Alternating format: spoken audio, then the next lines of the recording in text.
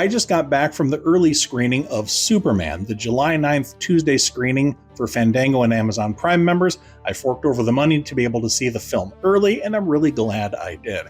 I'm a lifelong DC Comics fan. I've loved Superman as long as I can remember. More of a Batman guy, but I still love Superman, and I really want a successful DCU. This review is going to be mostly spoiler-free. I'm not going to give away the ending. I'm not going to give away anything major. Most of the things that I'm going to talk about are just general impressions and stylistic things that I want to talk about. But stick around to the very end of the video and I'll let you know if the after credit scenes are worth waiting for. Seems like the end of the video is a good place to talk about the after credit scenes. Stick around.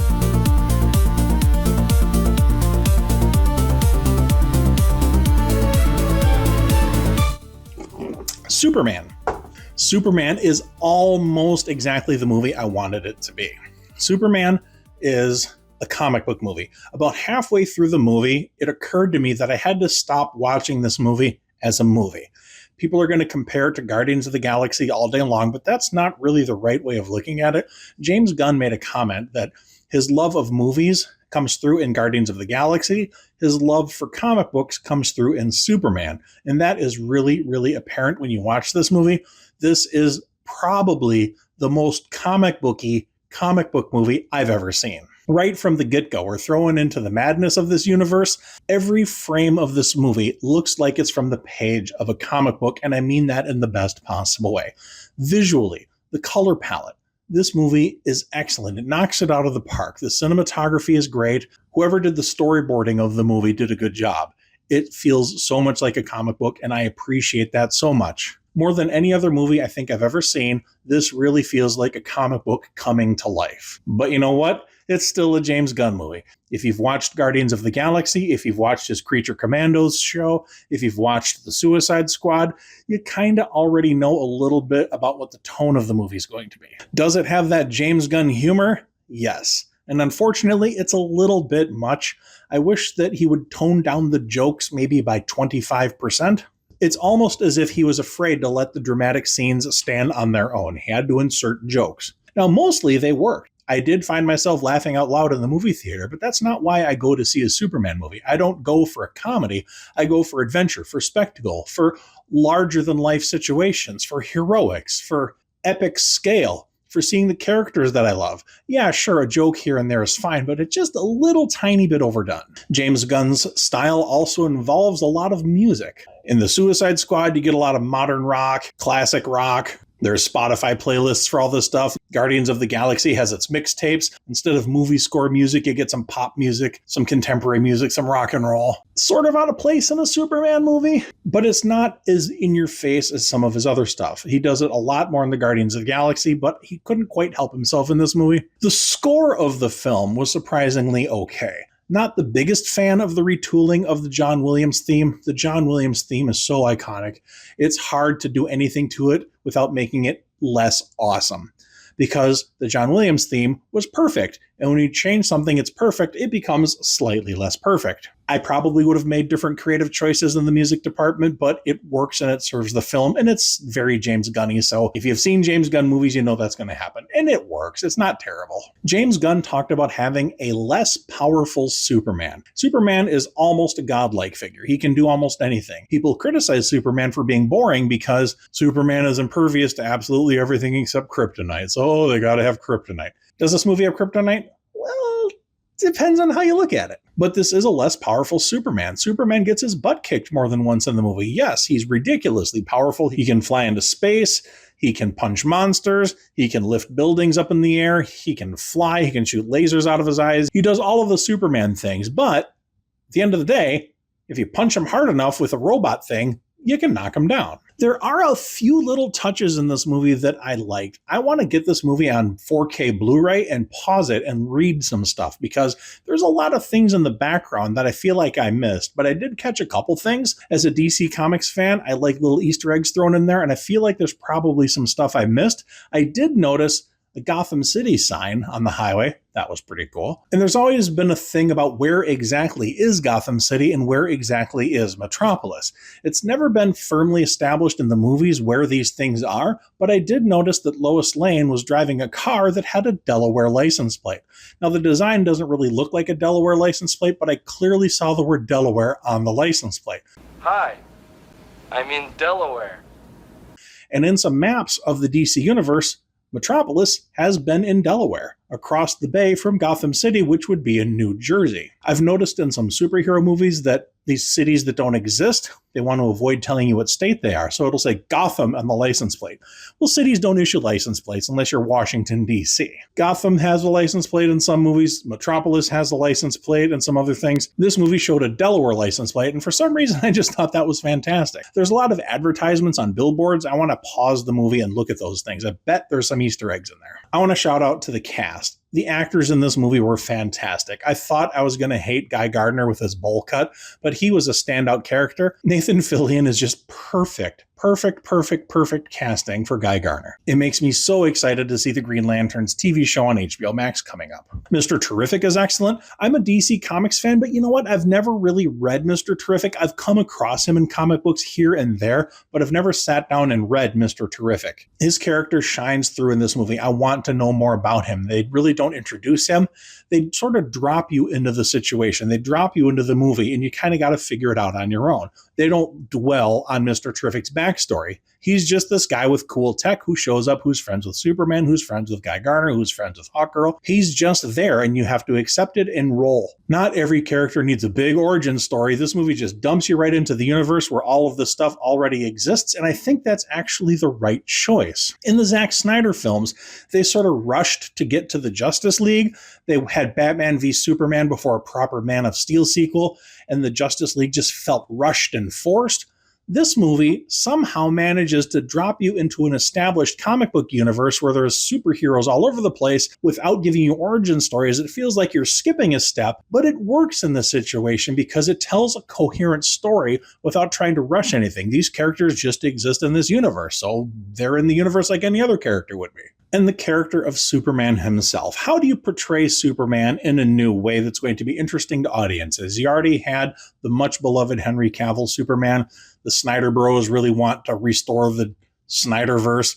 Henry Cavill looked great in the Superman costume. He looked great as Superman. He had the physicality for the part, even more so than David Corenswet. Nobody's going to top Christopher Reeves, in my opinion. He's the original. He's the iconic movie Superman. Nobody's going to beat that. So this movie had to do something to differentiate this character from the others, and they did that very well. He just has a natural personality. David Corenswet exudes charisma. You instantly like the guy. You instantly empathize with the guy. And the fact that his Superman isn't quite as strong, and you see him actually injured, and you see him struggling when he's doing some of his fights, there's a chance that he might not win. Of course he does. It's a Superman movie. He's going to win, but the tension is more real because of it. Very satisfied with the casting of David Corenswet. I wasn't completely sold on him when I saw the trailer. I wasn't completely sold when I saw the early image still picture of him putting on his boot, but actually having experienced the movie, he's just Superman. He just is. I love it. Now, talking about the trailer, if you've watched the Superman trailers, you get a pretty good feel of what the movie is going to be like. There is a sequence early in the film where Lois Lane is interviewing Superman, and it rubbed a lot of people the wrong way that she was argumentative with Superman. That conversation in the movie, I was hoping it would give me more context. I was hoping that when I saw the movie, that scene would pop more for me, but it didn't. It was really long, really drawn out, and almost everything you need to know is already in the trailer. It's just a long sequence of dialogue that really doesn't push the movie forward. The idea is that Superman's popularity is dropping. He went and stopped a war, but that was controversial with the political leaders and the media. There's so many better ways of telling us that in the movie without this long, drawn-out conversation with Lois Lane. But that being said, it did give them a little bit of an argument so that there's something for them to overcome in the movie and something to struggle against. Because if their relationship was absolutely perfect the entire movie, well, there's not as much drama. And movies are supposed to be dramatic things. Lois Lane was great in the movie. I love the casting choice for her as well. Perry White was great. Jimmy Olsen was great. All the iconic characters we know and love were great. Bravo to James Gunn for who he put together in the film. Now, I love Gene Hackman. May he rest in peace. I think the new Lex Luthor, best Lex Luthor we've ever had on screen. The Smallville Lex Luthor is pretty good, but I thought it was kind of contrived that he grew up in Smallville just like Superman did. The Lex Luthor and Lois and Clark, The New Adventures of Superman, curly hair guy, I didn't like that Lex Luthor. Gene Hackman was great, but he played the role comedically. He was the master criminal, and he talked about what a criminal he is. And his henchmen were stupid buffoons. Gene Hackman is wonderful, but I didn't really like his portrayal as Superman in those movies.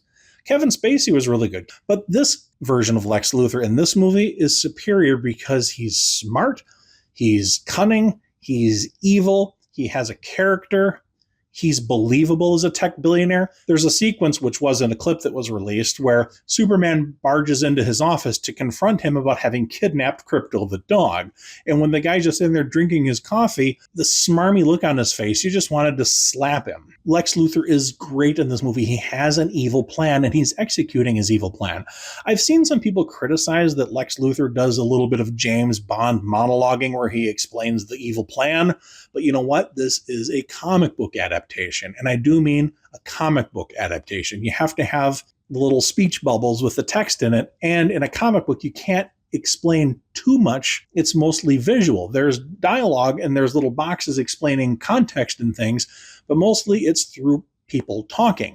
You almost have to watch this as a living comic book rather than a movie, and that's what I said. I sort of had an epiphany halfway through the movie. This isn't a movie. This is a living comic book. Watching it through that lens, I think, will enhance your enjoyment of the movie. It's very easy for me to come on here and say all the things that are wrong with the movie. The movie gets more right than it gets wrong by a long shot. This movie is going to be iconic. This movie is going to be generational. This is a really important film. Despite the things that are maybe slight misfires, is absolutely what DC Comics, what DC Studios needs to be. This movie is exactly the right movie at exactly the right time, and I believe this is going to be even more important than the original Marvel Iron Man movie. This is going to launch a generational epic superhero universe. I think this has the potential to be culturally iconic for decades to come. Not just this movie, but the DC universe that this is creating. I think this is a much better launch than the original Man of Steel for the Snyderverse. I'm very cautiously optimistic that this is going to work well. I'm not going to tell you who they are, but we get a couple fun cameos. Not as many as I thought there were going to be, but there definitely are a couple neat things in the movie to look forward to. The after credit sequences. If you don't want to know what happens in those after credit sequences, turn off the video here. Please hit the like and subscribe button so you get more content like this. But if you want to know about the after credit scenes, 3, 2, 1. They're lame. I'm sorry. The first after credit sequence is a thing you've already seen. If you've ever been on social media, there's the picture of Superman with his dog on the moon. Lasts about 3 seconds, 5 seconds. That's it. No dialogue, no nothing, no plot points, just Superman on the moon. Okay? You've already seen that. There's no reason to stick through the credits to watch that. Then there's an after credit scene that's after all the big credits. And it's just a little joke.